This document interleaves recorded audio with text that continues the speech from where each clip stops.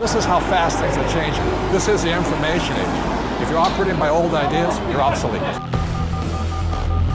You begin the game by, identifying your dream. I think that's really where it all starts.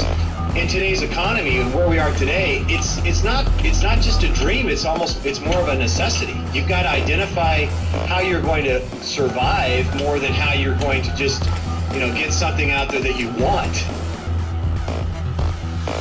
Here I am in New York City, financial capital of the world, surrounded by millions of people, most of whom will spend their entire lives working hard for money, but will have very little to show for it at the end of their life. How many people are pissed off? I hate being told what to do.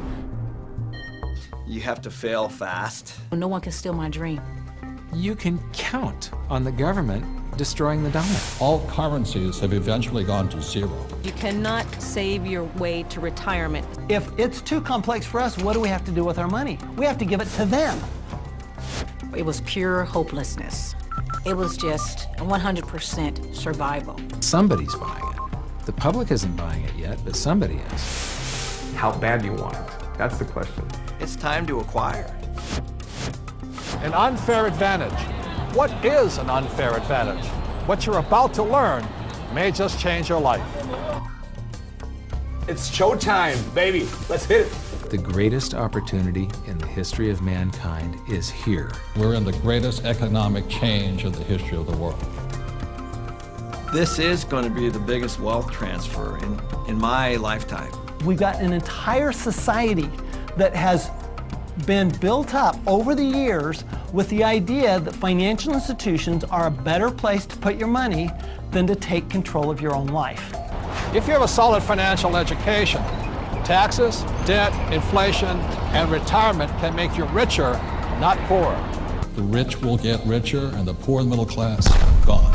I was around my brother who was a part of a gang, who ran a gang, and that's a lot like running a business. Most people run from problems, and the truth is that's where the opportunities are.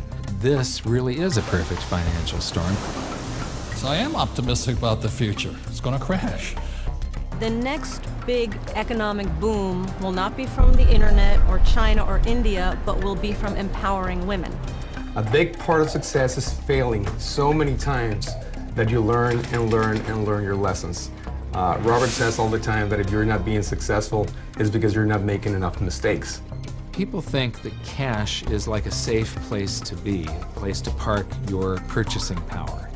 And I think cash is the worst investment that you can have. And if you follow an economist, you're in trouble. Okay, you want to have barely enough income to survive, if you're lucky. Go do 401ks, go do mutual funds, be my guest. This is the best time to talk about this because people have had a shift of context with this economy. To change your financial life often involves changing your mindset. It really is where it starts, is the attitude, it's the mindset, it's the decision that you're going to, take responsibility for your own financial life. Knowledge is money. Show business. When you think about show business, you always think about the show, right? Cameras and movie stars and makeup and glamour, but you never think about the business side of it because we don't have financial education. And I didn't learn that until 20 years down the road in my career. And now, I'm not only an expert in the show part of it, but I'm becoming an expert on the business side of it. Business is about production. We can produce our way out of any problem. I was probably age 8 when I started thinking about millions.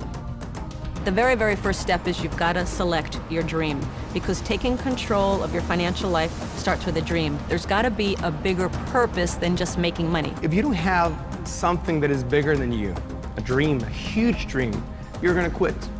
Your friends and who you hang out with, whether you're a child or whether you're an adult, will dictate your destiny and your future. And so you have to be picky and choose your surroundings very carefully. It's creativity. It's brainstorming. It's being around like-minded people. People have so many emotions attached to money. And it might be because of how their parents thought about money, or an experience they had around money that, they think it's evil, or they think rich people are bad people, and all of this stuff.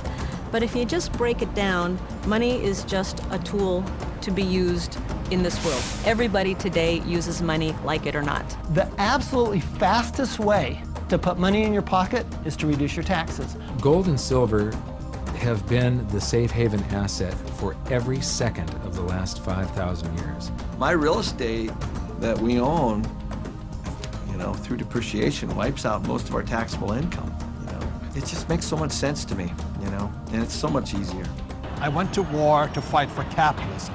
I fought for the freedom for a person like me who had nothing, to work hard, to use my brains, and to build a better life for myself and many other people. The problem isn't capitalism. The problem is laziness. People who expect something for nothing. The problem is greed. People who take more than they give. And the problem is ignorance, an education system that thinks that money is the root of all evil. It's ignorance, it's financial ignorance that has caused so much of this problem, not capitalism. It's not just a dream, it's more of a necessity. You've got to identify how you're going to survive